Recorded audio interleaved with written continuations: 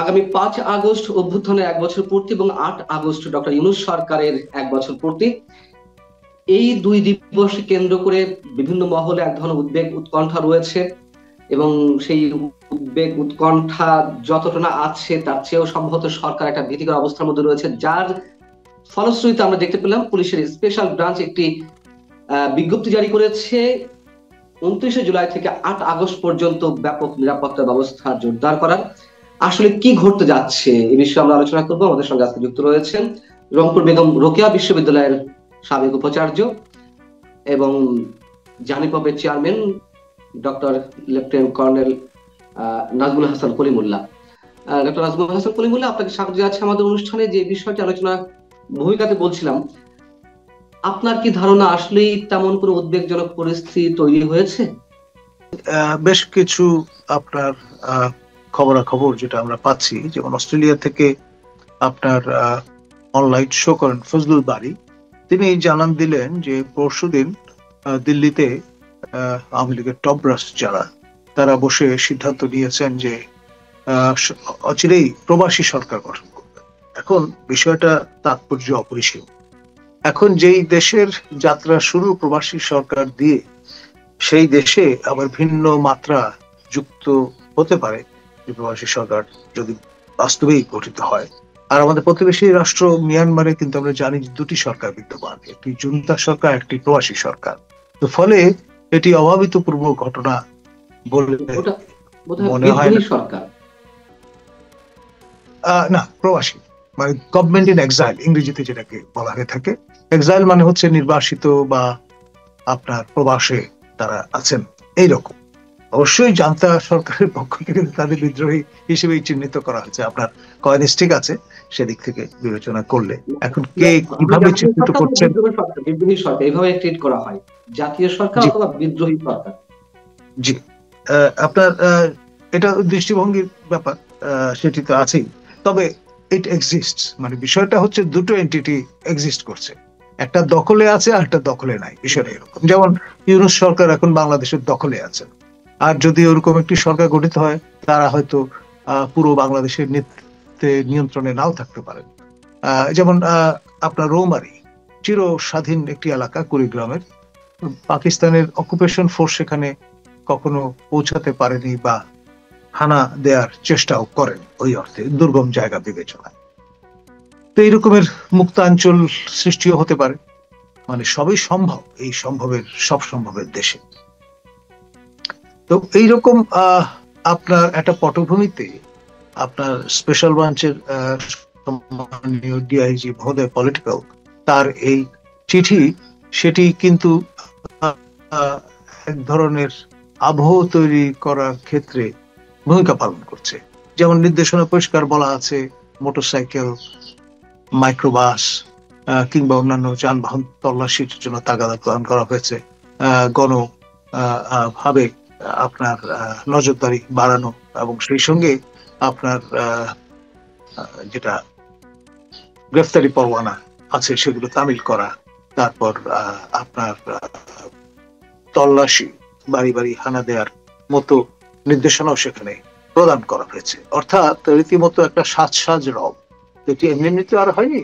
ওই ধরনের ফজলুল বারী মহোদয় যে ইঙ্গিতটা করেছেন তার সূত্র ধরে হয়তো আগাম জরুরি এই ব্যবস্থা। আর এর পাশাপাশি আপনি জানেন যে আপনার বৈষম্য বিরোধী যে ছাত্রদের এন্টিটি আছে, তারা জানান দিয়েছেন 1 তারিখে তারা জুলাই সনদ ঘোষণার জন্য চাপ সৃষ্টি করার চিন্তা থেকে শাহবাগে তারা সমবেত হবেন, গণজমায়েত করবেন। আবার 3 তারিখে আগে থেকেই বলা আছে যে জুলাই সনদ হাজির করা হবে। আবার কোন কোন নেতা ন্যাশনাল সিটিজেন্স পার্টির তারা বলবার চেষ্টা করছেন যে যেই সনদের খসড়া হাজির করা হয়েছে সরকারের পক্ষ থেকে সেটি তারা মানবেন না বা সেটা স্বাক্ষর করবেন না, এরকম প্রত্যয় ব্যক্ত করা হয়েছে। আবার এখানে মুক্তিযুদ্ধের পক্ষের যে শক্তি তারাও কিন্তু বসে নেই, তারা তাদের মতো করে প্রিপারেশন নিচ্ছেন যে অবস্থা বুঝে ব্যবস্থা। অর্থাৎ যদি দেখা যায় যে আপনার এমন একটি সনদ হাজির করা হলো যেটি আপনার মুক্তিযুদ্ধের চেতনা বিরোধী, তাহলে তারা রিয়াক্ট করবে। এবং আপনার স্টেট উইদিন স্টেট অ্যাক্টররাও গভীর মনোযোগের সঙ্গে অনুধাবন করবার চেষ্টা করছেন যে কোথায় কি হচ্ছে না হচ্ছে।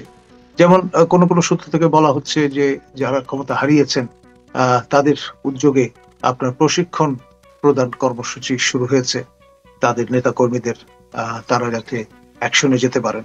আবার আপনার কেউ কেউ আশঙ্কা করছেন যে ৭৫-এর পট পরিবর্তনের পর আমরা দেখেছিলাম বঙ্গবীর কাদের সিদ্দিকী এবং প্রয়াত মোস্তফা হোসেন মন্টুর মতো নেতৃবৃন্দ তারা অস্ত্র হাতে তুলে নিয়েছিলেন এবং বঙ্গবন্ধু পরবর্তী সরকারকে প্রতিরোধ করবার চেষ্টা করেছিলেন। সেরকমের একটা অ্যাটেম্পট অনেকে আশঙ্কা করছেন। এই প্রক্রিয়া যদি শুরু হয়, ধরুন যে প্রশিক্ষণ কর্মসূচির কথা শোনা যাচ্ছে সেখানে কিভাবে হিট অ্যান্ড রান অ্যাপ্রোচে গেরিলা যুদ্ধ কায়দায় আপনার প্রতিষ্ঠিত সরকারকে বিরক্ত করা যায়, সেই রকমের প্রশিক্ষণ আদিও নাকি প্রদান করা হচ্ছে। সব মিলিয়ে যে টানা প্রায় 11 মাসের বেশি সময় ইউনূস শাহী যে হুকুমত জারি করেছিলেন, for the first time seriously সেটি চ্যালেঞ্জের সম্মুখীন হতে চলেছে। এবং সেটা যদি হয় তাহলে ডিজুরও একটা আপনার পরিস্থিতি যেটি সরকারের অনুকূল নয় সেরকম পরিস্থিতি তৈরি হয়ে যেতে পারে। এবং সেখানে আন্তর্জাতিক সম্প্রদায়ের পক্ষ থেকে নানামুখী আপনার অ্যালাইনমেন্টের কথা শোনা যাচ্ছে। যেমন রাশিয়ান দের সঙ্গে আপনার আমাদের দুই প্রতিবেশী চীন এবং ভারতের ঘনিষ্ঠ সম্পর্ক আছে, বাইল্যাটারাল, 1-to-1, এবং সেই কারণে তারা এই দুই রাশিয়ার বন্ধু দেশের যে ডিফারেন্স অফ ওপিনিয়ন আছে বিভিন্ন ইস্যুতে বা সীমান্ত নিয়ে যে বিরোধ আছে সেগুলো স্যাটাসাইড করে বাংলাদেশ বিষয়টি মাথায় রেখে, যেহেতু এটা তাদের ব্যাকইয়ার্ড উভয়ের, ভারত এবং চীনের, এখানে যাতে ৭ সমুদ্র ১৩ নদীর ওই পার থেকে এসে কেউ ছড়ি ঘোরাতে না পারে সে ব্যাপারে একটা আন্ডারস্ট্যান্ডিং এর কথা শোনা যাচ্ছে। সম্প্রতি ভারতের অন্যতম গুহ্য পুরুষ আপনার অজিত দোভাল তিনি তার চাইনিজ কাউন্টারপার্টের সঙ্গে বৈঠক করেছেন মূলত ক্রেমলিনের ইনিশিয়েটিভে, এবং এর ফলে আপনার সেটা কি বাংলাদেশকে কেন্দ্র করে অজিত দোভাল যে তার তাদের যে ইন জেনারেল বাইল্যাটারাল রিলেশন এবং সঙ্গে বাংলাদেশ প্রসঙ্গ তো অবশ্যই আসবে, কারণ চীনের একটা বড় বাজার বাংলাদেশ, বিভিন্ন বিবেচনায় অস্ত্র কেনাকাটা থেকে শুরু করে অন্যান্য ইস্যুগুলো তো আছেই। আর ভারতের জন্য তো এটা নিকটতম প্রতিবেশী দেশ এবং সকল অর্থেই বাংলাদেশ ভারতের সম্পর্ক ঐতিহাসিক ভিত্তির উপর দাঁড়ানো, এবং আপনার সরকার ভারত সমর্থক বা ভারত বিরোধী যে রকমই হন না কেন, সেই ধরনের যে প্রকৃতির সরকারি ক্ষমতায় থাকুক না কেন বাংলাদেশে, তাদের শিখতে হয় হাউ টু কোপ with India, how to live with India. এটাই হচ্ছে। আমার প্রশ্ন হচ্ছে যে প্রবাসী সরকার গঠন করা নিয়ে একটা গুঞ্জন অনেক আগে থেকেই শোনা যাচ্ছে, কিন্তু কেন প্রবাসী সরকার গঠন করা হবে? বাংলাদেশ কি এই মুহূর্তে পুরোপুরি যুদ্ধরত অবস্থায় আছে? দেখুন, এটার নতুন ফেজ। আমি তো বললাম প্রথমে they were on the run, তারপরে রিগ্রুপড হয়েছে। রিগ্রুপড হওয়ার পরে আপনার 5 আগস্ট 2024 যে অবস্থায় তারা ছিলেন একেবারে ডিপ সুপে, ডিপ ক্রাইসিসে, সেই জায়গাটা কিন্তু অনেকটা কাটিয়ে উঠেছেন তারা। আর যে ব্যাপারটা সেটি হচ্ছে জাতীয় আন্তর্জাতিক ভাবে যে সরকারটি বর্তমানে বাংলাদেশে ক্ষমতা অধিষ্ঠিত, তাদের নানান রকম ইমেজ সংকট দেখা দিয়েছে, তারা অবস্থাটা লেজে গোবরে করে ফেলেছেন। জনগণের যে গগনচুম্বী প্রত্যাশা সেটা অনেকটা ড্যাশড। তো এই ডিসঅ্যাটিসফ্যাকশনটা কাজে লাগিয়ে তারা তাদের মতো করে ডিভিডেন্ড নেওয়ার চেষ্টা করবেন, এটাই তো স্বাভাবিক। আর ক্ষমতা তো চিরস্থায়ী নয়, এটা একটা সেকেন্ড ইন্টারিম গভর্নমেন্ট, ফলে এটাও তার স্যাচুরেশন পয়েন্টে প্রায় পৌঁছে গেছে বলা যায়। কিন্তু 16ই জুলাই গোপালগঞ্জে যে রণক্ষেত্র সৃষ্টি হলো, সেইখানে আমরা দেখেছি আওয়ামী লীগ যথেষ্ট নেতা কর্মী তারা তাদের অবস্থান জানান দিতে পেরেছিল, কিন্তু সারা দেশে অবস্থাটা কি তেমন? আমি যদি একটা এক্সাম্পল দিই, 16 তারিখে পরে সম্ভবত 18 তারিখে একটা হরতাল ডাকলো আওয়ামী লীগ। আমরা কিন্তু সেই হরতালের কোনো কর্মসূচি বা দৃশ্যমান কোনো অ্যাক্টিভিটিস তাদের দেখলাম না। তাহলে আমরা কিভাবে আশা করতে পারি যে তারা প্রশিক্ষণ নিচ্ছে, গেরিলা আক্রমণ করবে? এই ধরনের ঘটনা কি তাহলে গুজব আকারেই ছড়াচ্ছে, নাকি বাস্তব ভিত্তি কিছু আছে যা আমরা বিগত দিনে দেখছি আওয়ামী লীগের অ্যাক্টিভিটিস অন্তত রাজপথে?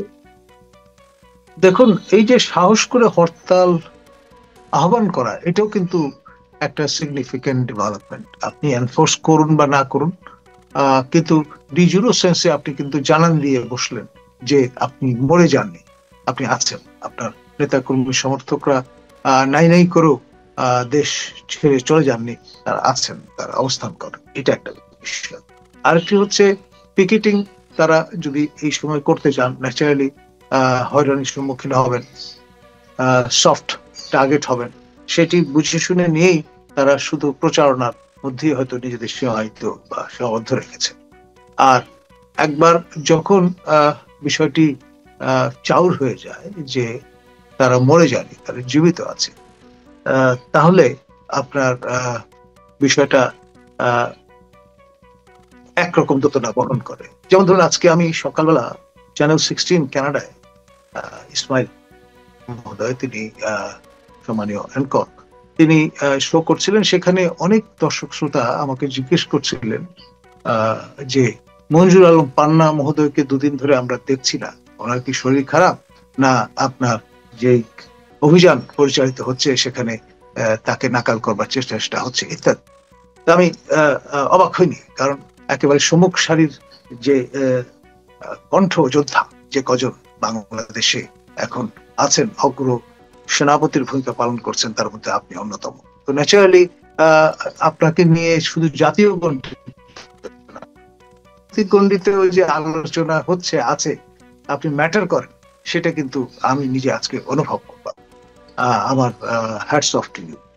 আপনি এত একটা নাজুক পরিস্থিতির মধ্যে আপনি যে আপনার কণ্ঠস্বর উচ্চকিত রেখেছেন, সেই জন্যই। এবং আজকে এই অনুষ্ঠানের মধ্য দিয়ে ডেফিনেটলি সবাই অবগত হবেন, জানবেন যে না, you are fine, okay, and live and kicking একটা পজিশনে আছে। ধন্যবাদ। না, অবশ্যই নানান ধরনের হুমকির মধ্যে রয়েছি। তবে আসলে একটু অসুস্থ ছিলাম বিধায় দর্শকের সামনে বা আপনাদের সামনে আসতে পারিনি। তো যারা নিশ্চয়ই উদ্বেগের মধ্যে ছিলেন তাদের প্রতি আমার শ্রদ্ধ সালাম। আমার যেটি প্রশ্ন অধ্যাপক কলিমুল্লাহ, সেটি হচ্ছে যে এই যে যে একটি ঘোষণা, আমরা কি এমনটা ধরে নেওয়ার কোনো অবকাশ আছে কিনা যে আওয়ামী লীগের আসলেই তেমন কোনো ধরনের উদ্যোগ নেই, কিন্তু মাঝখান থেকে এই যে অভিযান চলবে, ধরপাকড় চলবে, তার মাঝখান থেকে নিরীহ অনেক মানুষ তাদেরকে নাজেহাল পূর্ণ অবস্থায় পড়তে হবে, তারও তো একটি সম্ভাবনা থাকে নিশ্চয়ই? দেখুন, আমি তো বললাম 1 বছর আগের পরিস্থিতি আর বর্তমান পরিস্থিতি একরকম নয়। আপনি আইন করে হয়তো আওয়ামী লীগের অঙ্গ সংগঠন ছাত্রলীগকে নিষিদ্ধ করেছেন, তারপরে প্যারেন্ট যে অর্গানাইজেশন আওয়ামী লীগের কার্যক্রমের উপর নিষেধাজ্ঞা জারি করেছেন, কিন্তু বাস্তব আর আইন দুটো ভিন্ন জিনিস। এখন অনেক অকুতোভয় ব্যক্তি আছেন, যেমন সিডেশনের আপনার কারণে কি ভয়ঙ্কর পরিণতি হতে পারে সেটা তো ক্ষুদিরাম জানতেন। তৎসত্ত্বেও কিন্তু তিনি হাসি মুখে আপনার ফাঁসির দড়ি অ্যাকসেপ্ট করেছিলেন। তো এই ধরনের প্রতিবাদী মানুষ সবসময় সর্বকালে সর্বযুগে ছিল, আছে এবং থাকবে। এবং সেই জন্যই আমরা বিশ্বাস করি মানব চরিত্রের অজস্রতায়, এবং সে কারণেই বিশ্বের বিভিন্ন অঞ্চলে নবজাগৃতি ঘটে এবং মশাল প্রজ্বলিত হয়, যে মশালের আলোকে সবাই আপনার আলোকিত। পার্শ্ববর্তী রাষ্ট্র ভারতের কোন ধরনের ভূমিকা কি আমরা আগামী কয়েকদিনের মধ্যে দেখতে যেতে যাচ্ছি, মানে দেখতে পাচ্ছি কিনা বা পাবো কিনা? তার কারণ সাধারণ মানুষের একটা পারসেপশন এরকম তো দাঁড়িয়ে আছে, যখন আওয়ামী লীগ নেত্রী শেখ হাসিনা তিনি ভারতে অবস্থান করছেন, আওয়ামী লীগের অনেক সিনিয়র নেতারাও ভারতে অবস্থান করছেন, এবং অনেকেরই ধারণা যে আওয়ামী লীগের জন্য ভারত অনেক কিছুই করছে, করবে, এবং তেমন একটি প্রক্রিয়ার মধ্যে আছে। এমন কোন তথ্য কি আপনার কাছে আছে যে আসলে তারা দৃশ্যমান কিছু করতে যাচ্ছে? দেখুন, সীমান্তে যে লেনদেনের ব্যাপারটা, এটা একটা ব্যারোমিটার হতে পারে। অনেকগুলো পরিবার তারা নির্ভরশীল এই আমদানি রফতানি এই ধরনের অফিসিয়াল যে চ্যানেল তার ওপর। তো সেখানেও কিন্তু ভীষণ রকমের মন্দা দেখা দিয়েছে, কার্যক্রম প্রায় স্থবির। বলা চলে। তো এটা একটা ইন্ডিকেটর যে ভারতীয়রা ক্রমে ক্রমে তাদের যেই অবস্থানটা সেটা টাইটেন করছে, এবং আপনি তো জানেন অনেকগুলো এমবার্গো ইতিমধ্যে তারা দিয়েছেন। আর আমাদের এখান থেকে প্রফেসর ইউনূসের স্পেন্সার যারা, তারা তারাস্বরে নানান কিছু বলবার চেষ্টা করেছিলেন বিগত আপনার যে এখানে অনেকগুলো গোপন চুক্তি স্বাক্ষরিত হয়েছে, সেগুলো আপনার ফোরফ্রন্টে নিয়ে আসবার চেষ্টা করেছেন। কিন্তু আজ পর্যন্ত আমার জানা মতে এই সরকারের পক্ষ থেকে কোনো চুক্তি বাতিলের কোনো ঘোষণা দেওয়া হয়েছে বলে আমার জানা নেই। এক, দ্বিতীয়ত আপনার যেমন আদানির সঙ্গে যে আমাদের লেনদেনের সম্পর্ক বিদ্যুৎ বা এনার্জি সেক্টরে, আদানির সকল দেনা পাওনা কিন্তু আমরা মিটিয়ে দিয়েছি। মানে বিষয়টা এমন না যে আদানির সঙ্গে আমরা আমাদের সম্পর্ক ছেদ করেছি। তারপরে অন্যান্য ক্ষেত্রেও আমরা দেখেছি যে ভারতের সঙ্গে আপনার আমাদের যে আন্ডারস্ট্যান্ডিং গুলো ছিল সেগুলো কিন্তু অব্যাহত আছে। তো ফলে এমন একটি দেশ ভারত, চারদিকে যেহেতু তার অবস্থা, আমরা এখানে যত রকম বই মনোভাব আমাদের অন্তরে থাকুক না কেন, বগলে ইট থাকুক না কেন, কিন্তু মুখে কিন্তু শেখ ফরিদ বলে যেতেই হচ্ছে এবং হবে, এটাই রিয়ালিটি। আর একটি গুঞ্জন ছড়িয়ে পড়েছে নানান ধরনের গণমাধ্যমেও আসছে, আমাদের দেশে গণমাধ্যমে, যে ভারত এখন আর শেখ হাসিনাকে রাখতে চায় না। যদি এরকম খবর মাঝে মাঝে বের হয়, আবার নতুন করে এই টপিকটা বেশ আলোচনা ফেলছে যে শেখ হাসিনাকে পারলে অন্য কোথাও পাঠিয়ে দেয় ভারত, এবং বর্তমান অন্তর্বর্তী সরকারের সাথে সম্পর্ক এগিয়ে নিয়ে যাওয়ার জন্য তারা আর শেখ হাসিনার দিকে ফিরে চাইছে না। এ বিষয়ে আপনার কোনো মন্তব্য? দেখুন, এটা আমাদের ওই লেসপেন্সার যারা সরকারের, তাদের প্রচারণার অংশ, অন্য কিছু নয়। যেই প্রচারণাটা সম্প্রতি নতুন মাত্রা যোগ করেছে, যেটা আমাদের কানে এসছে, সেটি হচ্ছে যে অচিরেই হয়তো আপনার একটি এমার্জেন্সি গভর্নমেন্ট বর্তমান রেজিমকে রিপ্লেস করবে, এবং সেই রেজিমটি হবে নিউট্রাল রেজিম, এখনকার মতো হস্টাইল টু আওয়ামী লীগ বা শেখ হাসিনা প্রতি নয়। এবং সেরকম পরিস্থিতিতে দেখা যাবে যে হয়তো শেখ হাসিনা ভারত থেকে বাংলাদেশে আগমন করবেন, এবং তার যে আপনার মূল শেকড় সেই গোপালগঞ্জে থিত হবেন, এবং সেখান থেকে তিনি ট্রায়াল ফেস করবেন উইথ ডিগনিটি অ্যান্ড অনার। আপনার it's a long run process. হয়তো যতদিন আপনার এই মামলা মোকদ্দমাগুলো যেগুলো রুজু হয়েছে সেগুলো এক্সস্ট করতে সময় লাগবে। আপনি খেয়াল করে দেখেন আমাদের দেশনেত্রী মাননীয় সাবেক প্রধানমন্ত্রী খালেদা জিয়া, তিনি কিন্তু তার সমস্ত এই যে অভিযোগগুলো ছিল, যে মামলাগুলো দায়ের করা হয়েছিল, ফেস করেছেন, এবং আপনার অলমোস্ট এক্সস্টেড বলতে পারেন শারীরিকভাবে, কিন্তু মানসিকভাবে তিনি ছিলেন একেবারে দৃঢ় চেতা, দৃঢ়, এবং সে কারণে সে শব্দেই যেই তকমাটি তার আছে যে তিনি আপসীন নেত্রী, সেটি কিন্তু সে শব্দেই এখন পর্যন্ত অটুট আছে।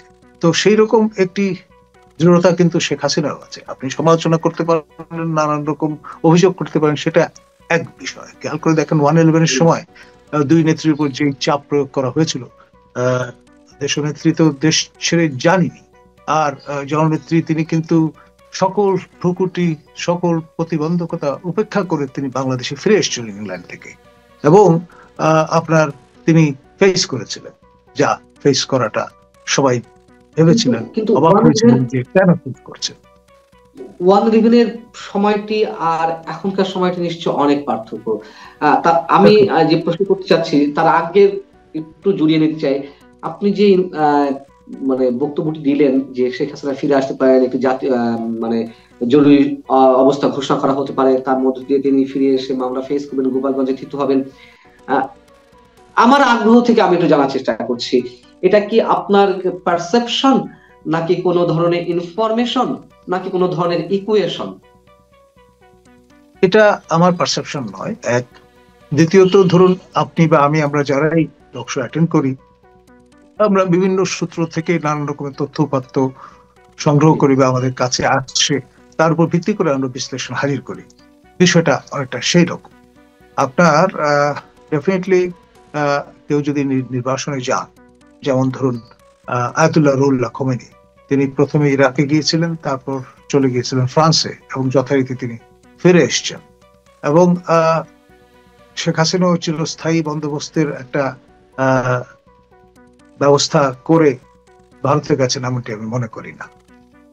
এটা খেয়াল করে দেখেন, উইথ ডিগনিটি এন্ড অনার, আমি আবারও বলছি, ওয়াচ মাই লিপস, তিনি উইথ ডিগনিটি এন্ড অনার আমাদেরই বাহনে করে ভারতে গেছেন, এবং সেই বাহনটি নিরাপদে কিন্তু দেশে ফিরে এসছে তাকে সেখানে পৌঁছে দিয়ে। যদি তাই হয়ে থাকে, হয়তো কোনো একটা জরুরি অবস্থা ঘোষণা করা হলো, তার মধ্যে দিয়ে শেখ হাসিনা ফিরে এলেন, তার নিরাপত্তার বিধানটি কেমন হবে? তিনি কি সেই সাহসটি নিয়ে দেশে ফিরে আসতে পারবেন? তখন একটা অংশের প্রচন্ড ক্ষোভ বিক্ষোভ তো তার প্রতি রয়েছে, তার দলের প্রতি রয়েছে, যেটা বাস্তবতা আমাদেরকে এখন স্বীকার করতেই হবে। সেই অবস্থায় মানে যে অবস্থাতে ৩২ নম্বর গুড়িয়ে দেওয়া হলো বুলডোজার দিয়ে, যে অবস্থায় টঙ্গিপাড়া বঙ্গবন্ধু সমাধিও গুড়িয়ে দেওয়ার একটা টার্গেট রয়েছে, যেই সময়টিতে এত বড় বড় ভয়ঙ্কর সব ঘটনা আমরা ঘটতে দেখছি, সেখানে শেখ হাসিনার নিরাপত্তাটি আমরা কিভাবে আশা করতে পারি, বা তিনিও এতটা সাহসিকতার সঙ্গে কিভাবে আসতে পারেন? দেখুন, অফিসিয়াল ন্যারেটিভটা আপনি যদি দেখেন, আমাদের সশস্ত্র বাহিনী আত্মরক্ষার্থে গুলি ছুড়েছে। অফিসিয়াল যে স্ট্যাটিস্টিক্স সে অনুসারে 5 জন মৃত্যুবরণ করেছেন। এখন এই যে ন্যারেটিভটা, এটি কেন প্রদান করতে হয়েছে? কারণ হচ্ছে আপনার গোপালগঞ্জবাসী কিন্তু ওন করে বঙ্গবন্ধু শেখ মুজিবুর রহমানকে এবং তার পরিবারকে এবং তাদের জ্যেষ্ঠ কন্যা শেখ হাসিনাকে, এবং সে কারণেই কিন্তু এরকম একটা রাফ রিসেপশন আপনার এনপিসির কেন্দ্রীয় নেতৃবৃন্দ সম্মুখীন হতে হয়েছে। আর আপনার গিয়েছিলেন বাঘের মতো, ফিরেছেন বেড়ালের মতো, সেটাও কিন্তু আমরা সবাই প্রত্যক্ষ করেছি।